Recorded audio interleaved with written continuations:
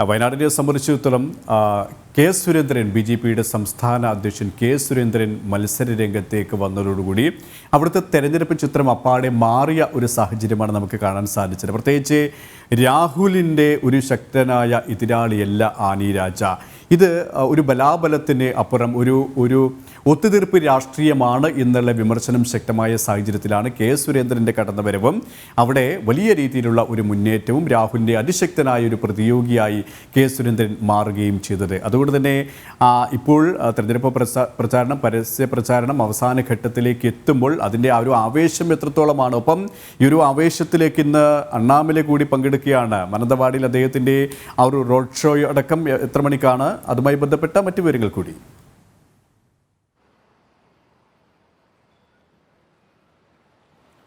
Suresh, good morning. രാവിലെ തന്നെ വയനാട്ടിൽ നല്ല മഞ്ഞുണ്ട്, അത്യാവശ്യം തണുപ്പുണ്ട്. പക്ഷേ തെരഞ്ഞെടുപ്പ് ചൂടിന് യാതൊരു വിധത്തിലുള്ള വിട്ടുവീഴ്ചയുമില്ല. നല്ല രീതിയിൽ തെരഞ്ഞെടുപ്പ് ചൂട് ഇവിടെ അടിച്ചുകൊണ്ടിരിക്കുകയാണ്. പ്രചാരണ ചൂട് അടിച്ചുകൊണ്ടിരിക്കുകയാണ്. അത്തരത്തിൽ വലിയ രീതിയിലുള്ള പ്രചാരണത്തിനാണ് മൂന്ന് മുന്നണികളും ഇവിടെ കോപ്പുകൂട്ടിയത്.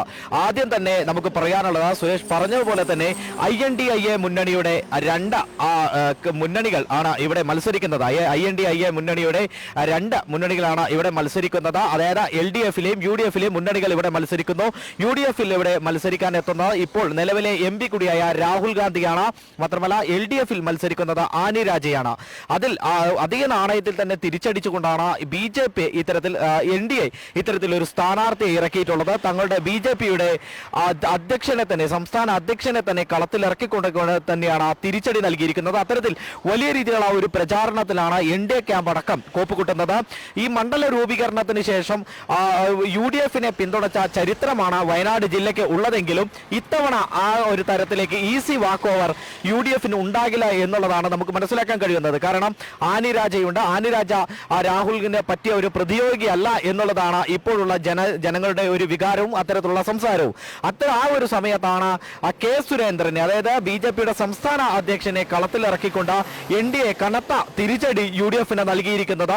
അത് ആ ഒരു വികാരം ആളിക്കത്തിക്കുവാൻ വേണ്ടിയാണ് ഇന്ന് തമിഴ്നാട്ടിലെ സൂപ്പർ സ്റ്റാർ, അതായത് രാഷ്ട്രീയത്തിലെ സൂപ്പർ സ്റ്റാറായ അണ്ണാമല ഇന്ന് മാനന്തവാടിയിൽ എത്തുന്നത്. മാനന്തവാടിയിൽ ഏകദേശം 10 മണിയോടുകൂടി അണ്ണാമലയുടെ റോഡ് ഷോ ആരംഭിക്കുമെന്നാണ് നമ്മൾ മനസ്സിലാക്കുന്നത്. കൂടുതൽ സംസ്ഥാന നേതാക്കളും അണ്ണാമലയുടെ കൂടെ ഉണ്ടാകുമെന്ന് നമുക്ക് മനസ്സിലാക്കാൻ കഴിയുന്നു. മാത്രമല്ല വൈകുന്നേരം കൊട്ടിക്കലാശമുണ്ട്. കൽപ്പറ്റയിൽ വെച്ചാണ് കൊട്ടിക്കലാശം നടക്കുക. വലിയ സുരക്ഷാ ക്രമീകരണങ്ങൾ ഒരുക്കിയായിരിക്കും കൊട്ടിക്കലാശം ഉണ്ടാകുക. അതായത് 2 ദേശീയ നേതാക്കളാണ് ഇവിടെ കൊട്ടിക്കലാശത്തിനുണ്ടാവുക. അതായത് തെരഞ്ഞെടുപ്പിനെ അഭിമുഖീകരിക്കുന്ന 2 ദേശീയ നേതാക്കൾ. മാത്രമല്ല BJP-യുടെ സംസ്ഥാന അധ്യക്ഷനാണ്. അതുകൊണ്ട് തന്നെ വലിയ രീതിയിലുള്ള സുരക്ഷാ ക്രമീകരണങ്ങളായിരിക്കും ഈ കൊട്ടിക്കലാശത്തിൽ ഉണ്ടാവുക എന്നുള്ളതാണ് നമുക്ക് മനസ്സിലാക്കാൻ കഴിയുന്നത്. അതുകൊണ്ട് തന്നെ കൃത്യമായ സ്ഥലങ്ങൾ ഇപ്പോഴും തീരുമാനമായിട്ടില്ല. വരും മണിക്കൂറുകളിലായിരിക്കും കൊട്ടിക്കലാശത്തിന്റെ സ്ഥലങ്ങളടക്കം തീരുമാനമാകുക. എന്തിനാ തന്നെയും അണ്ണാമലെ എത്തുന്നതോടെ NDA ക്യാമ്പ് കൂടുതൽ ഉണർവിലേക്ക് എത്തുമെന്നാണ് നമുക്ക് മനസ്സിലാക്കാൻ കഴിയുന്നത്. വലിയ രീതിയിലുള്ള ഒരു പ്രചാരണത്തിലായിരുന്നു ഇവിടെ കോപ്പുകൂട്ടിയിരുന്നത്. അതായത് കഴിഞ്ഞ MP രാഹുൽ ഗാന്ധി, ഇപ്പോൾ തുടരുന്ന MP രാഹുൽ ഗാന്ധി ഈ മണ്ഡലത്തിലേക്ക് എന്ത് ചെയ്തു എന്നുള്ളതാണ് വോട്ടർമാരോട് പ്രധാനമായും NDA ചോദിക്കുന്നത്. അതായത് നിരവധി പ്രശ്നങ്ങൾ ഇവിടെയുണ്ട്. വന്യമൃഗ ശല്യമുണ്ട്. അത്തരത്തിൽ ചുരം ബദൽപാത ഇല്ലാത്തതിന്റെ പ്രശ്നങ്ങളുണ്ട്. രാത്രിയാത്രാ നിരോധനമുണ്ട്. ആരോഗ്യ മേഖലയിലെ പ്രശ്നങ്ങളുണ്ട്. ഇത്തരത്തിൽ വിവിധ തരത്തിലുള്ള പ്രശ്നങ്ങൾ, അടിസ്ഥാന സൗകര്യങ്ങളുടെ വികസനത്തിന്റെ പ്രശ്നങ്ങൾ, ഈ പ്രശ്നങ്ങളെല്ലാം ചൂണ്ടിക്കാണിച്ചാണ് NDA മുന്നണി പ്രചാരണം നടത്തുന്നത്.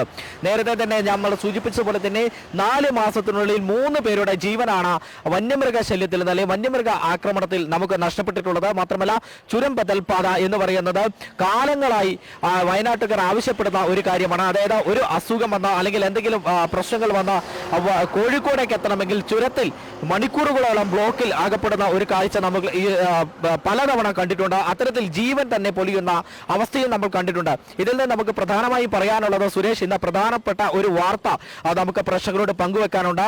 രാവിലെ മാനന്തവാടി കമ്പമലയിൽ കമ്മ്യൂണിസ്റ്റ് ഭീകരർ എത്തിയിട്ടുണ്ടെന്നാണ് നമുക്ക് കിട്ടുന്ന വിവരം. അതായത് വോട്ട് ബഹിഷ്കരിക്കണമെന്നും വോട്ട് ചെയ്യരുതെന്നുമുള്ള ഒരു ആഹ്വാനം ആ കമ്മ്യൂണിസ്റ്റ് ഭീകരരുടെ ആ ഭാഗത്ത് നിന്നും ഉണ്ടായിട്ടുണ്ടെന്നുള്ള ഒരു വാർത്ത രാവിലെ തന്നെ വരുന്നുണ്ട്.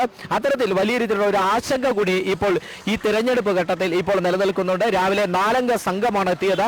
അതായത് പുരുഷന്മാരടങ്ങുന്ന 4 അംഗ സംഘമാണ് എത്തിയതെന്നാണ് നമുക്ക് മനസ്സിലാക്കാൻ കഴിയുന്നത്. ആയുധധാരികളാണ് ഇവരെന്നും നമുക്ക് കിട്ടുന്ന വിവരമുണ്ട്. അത്തരത്തിലാണെങ്കിൽ വലിയ സുരക്ഷാ ക്രമീകരണങ്ങളായിരിക്കും വയനാട്ടിൽ ഉണ്ടാവുക. മാത്രമല്ല ഈ തെരഞ്ഞെടുപ്പ് ചൂട് കൂടി വരുന്ന ഈ സാഹചര്യത്തിൽ ഇത്തരത്തിലുള്ള കമ്മ്യൂണിസ്റ്റ് ഭീകരരുടെ അടക്കമുള്ള പിന്തിരിപ്പൻ നയങ്ങളുള്ള പ്രസ്ഥാനങ്ങളുടെ ഒരു ഭീഷണി വയനാട്ടിൽ നിലനിൽക്കുന്നുണ്ടോ എന്നുള്ളത് കൂടി പരിശോധിക്കേണ്ടിയിരിക്കുന്നു. എന്നാൽ തന്നെയും വലിയ രീതിയിലുള്ള ഒരു തെരഞ്ഞെടുപ്പ് പ്രചരണത്തിലേക്കാണ് ഇരു മുന്നണികളും കഴിഞ്ഞ ദിവസങ്ങളിൽ നടത്തിക്കൊണ്ടിരുന്നത്. ഇന്നും രാവിലെ മുതൽ തന്നെ സ്ഥാനാർത്ഥികളെല്ലാം പ്രചരണ ചൂടിലാണ്.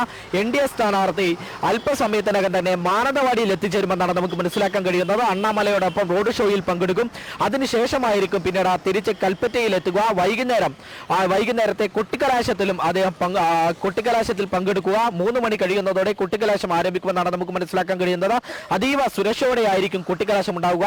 നേരത്തെ നമ്മൾ പറഞ്ഞു വന്നതുപോലെ തന്നെ രാഷ്ട്രീയപരമായി വലിയ രീതിയിലുള്ള ഒരു സ്വാധീനം ചെലുത്താൻ കഴിയുന്ന ഒരു മേഖല കൂടിയാണ് വയനാട് എന്ന് പറയുന്നത്. അതായത് ഏറെ ഉള്ള ഒരു വയനാട്.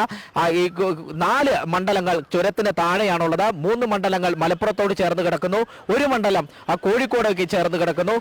അതുപോലെ തന്നെ ചുരത്തിന് മുകളിൽ 3 മണ്ഡലങ്ങളുണ്ട്. അത്തരത്തിൽ വലിയ രീതിയിലുള്ള രാഷ്ട്രീയ പ്രാധാന്യമുണ്ട്. കോൺഗ്രസിന്റെ അപ്രഭാവിത്വം ഈ മണ്ഡലങ്ങളിൽ ഉണ്ടായിരുന്നു. എന്നാൽ ഇത്തവണ അതെല്ലാം ആ ഒരു അപ്രമാദിത്വം നശിപ്പിക്കുമെന്ന് പറഞ്ഞുകൊണ്ടാണ് NDA ഇവിടെ കളത്തിലിറക്കിയിരിക്കുന്നത്. അതായത് തങ്ങളുടെ BJPയുടെ സംസ്ഥാന അധ്യക്ഷനെ തന്നെ ഇവിടെ കളത്തിലിറക്കിയിരിക്കുന്നത്. ഏതായാലും തെരഞ്ഞെടുപ്പ് പ്രചാരണം അവസാന ഘട്ടത്തിലേക്ക് എത്തുമ്പോൾ വലിയ പ്രതീക്ഷയിലാണ് 3 മുന്നണികളും. NDA സ്ഥാനാർത്ഥി കെ സുരേന്ദ്രന്റെ തെരഞ്ഞെടുപ്പ് പ്രചാരണത്തിന്റെ ഭാഗമായുള്ള റോഡ് ഷോയിൽ പങ്കെടുക്കാൻ അണ്ണാമലൈ തമിഴ്നാട് BJP സംസ്ഥാന അധ്യക്ഷൻ രാവിലെ 10 മണിക്ക് എത്തിച്ചേരും. വിശദാംശങ്ങളാണ് വയനാട്ടിൽ നിന്നും അർജുൻ PS നൽകിയത്.